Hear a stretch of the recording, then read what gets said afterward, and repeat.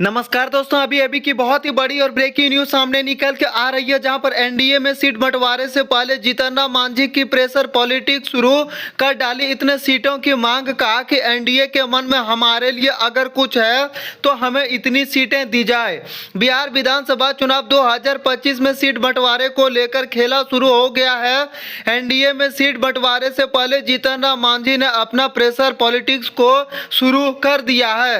दोस्तों, मैं आपको बता दूं कि बिहार में इस साल के अंत तक होने वाले विधानसभा चुनाव की तैयारियों के बीच में एनडीए में सीट बंटवारे को लेकर चर्चा तेज हो गई है। चुनाव पर मंथन के लिए आज 3 सितंबर को बिहार बीजेपी नेताओं की दिल्ली में बड़ी बैठक होने वाली है।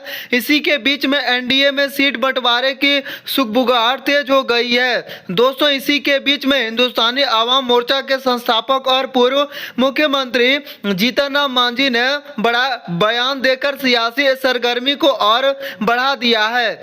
बिहार विधानसभा चुनाव 2025 में सीट बंटवारे को लेकर खेला शुरू हो गया है।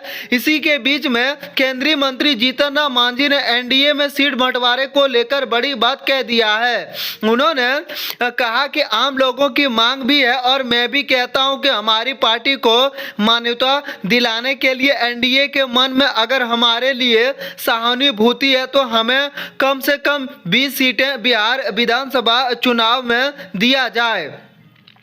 जीतन राम मांझी ने कहा कि बिहार चुनाव में सीट बंटवारे को लेकर कहा कि आम जनता और हमारी पार्टी के कार्यकर्ताओं की मांग है कि इस बार हमें ऐसी सीट मिलनी चाहिए जिसमें हमारी इज्जत बच जाए।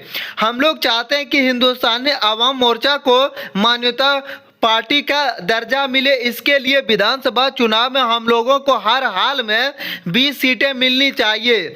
वहीं सहयोगी दलों से उम्मीद जताते हुए मांझी ने कहा कि अगर सहयोगी दलों को हमारी पार्टी को मान्यता दिलाने की सहानुभूति होगी तो हमें जरूर से 20 सीटें दी जाएगी।